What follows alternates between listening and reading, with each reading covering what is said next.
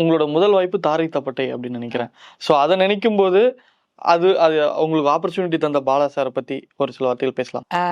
Very great sir வந்து புரிஞ்சுக்கிட்டவங்களுக்கு அவரை புரிஞ்சுக்கிட்டா அவர் வந்து குழந்தை மாதிரி பார்த்துப்பாரு அவரு. நான் அவர் கையில் அடி வாங்கியிருக்கேன் ஃபர்ஸ்ட். அடி வாங்கியிருக்கேன் ஃபர்ஸ்ட் ஷாட்டுக்கு அடி வாங்கியிருக்கேன் நான்.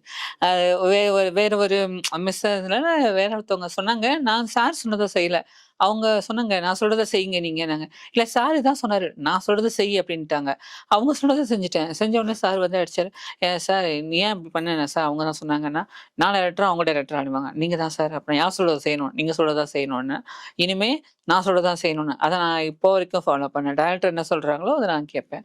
ஸோ அது வரை ரொம்ப கிரேட் சார். எல்லாம் என்னது எப்பயாவது டைம் இருந்தா நான் கேட்பேன் பார்க்கலாமான்ட்டு. அம்மா அப்படிம்பாங்க. போவேன். நல்லா பேசுவாரு.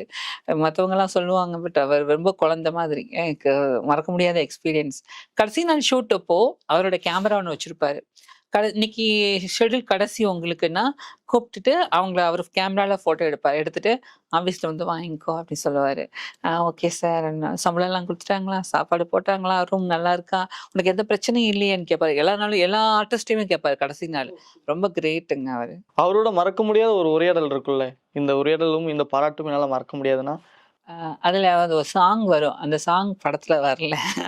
அதில் வந்து என்னன்னா ஆற்று ஓரமாக ஒரு சீன் வரும்.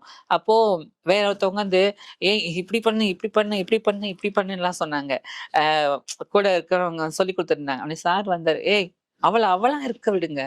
அதுதான் அழகு. அதுக்கு தான் நான் அவளை கூட்டு வந்தேன்.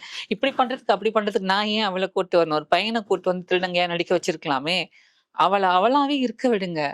அவளா இருந்தாதான் அது அழகு அப்படின்னு சொன்னாரு.